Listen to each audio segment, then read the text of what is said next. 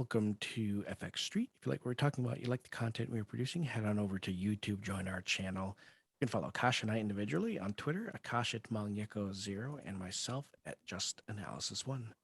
Taking a look here at MATIC. Now, MATIC, oh man, this thing has been just a whipsaw piece of nastiness all over the place. This rising wedge has been here for I don't know how long. I mean, its rising wedge has been really ever since like very end of September, beginning of October. This rising wedge has existed. We've looked at it for quite a while.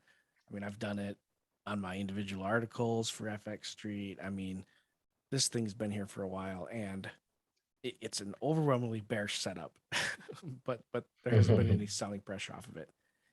Since October, the end of October, there's been 7 real tests of it as support or resistance.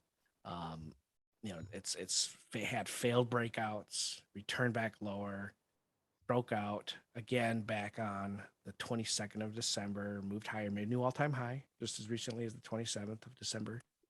Came back down, tested the support, it's held, and now we've returned back inside of it. But it's like yesterday it closed lower. But again, I mean, you're just seeing this kind of behavior where it you're just not seeing the follow through. Now, I will say that MATIC is one of the few major cryptos on my charts, at least, that is still registering a bull market RSI setting.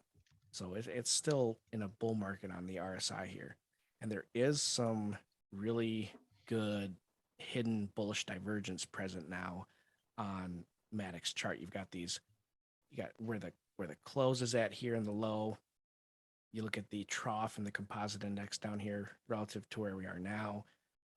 The composite index has a lower low, but we have higher lows, higher closes where we're currently at. So that's hidden bullish divergence is only valid if something is in an uptrend, which it is. And does it show up near an area of support? Certainly, it's just above the Kijun-sen. So yeah, this looks very supportive.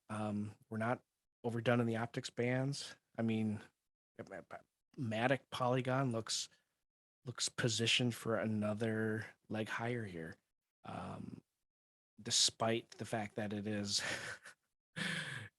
still trading really roughly in that the most bearish basic geometric pattern in candlestick charts, or in American bar charts, the rising wedge. So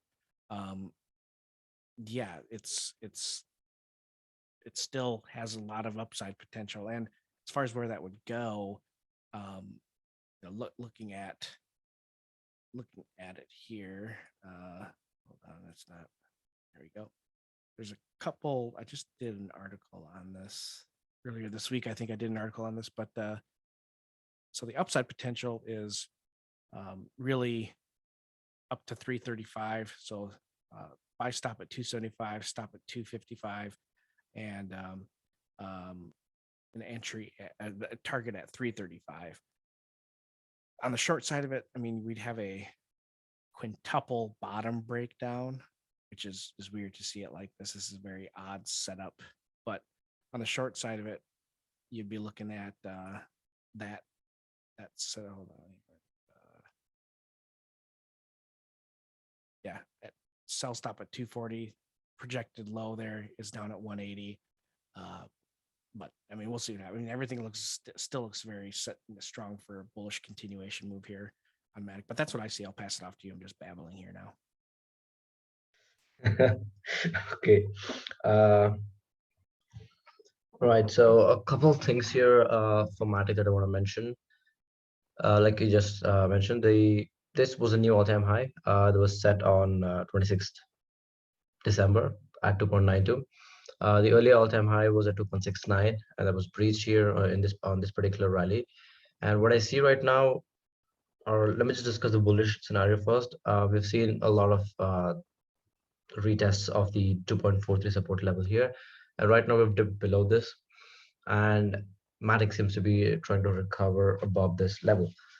So now this could be a good liquidity run, which could eventually develop or just move above the support level and then make a run for the 2.65, maybe even the 2.70 level here. This is also what I'm looking at, but what I also see is this head and shoulders pattern here, which is developed, and right now we're currently moving below the neckline at 2.43.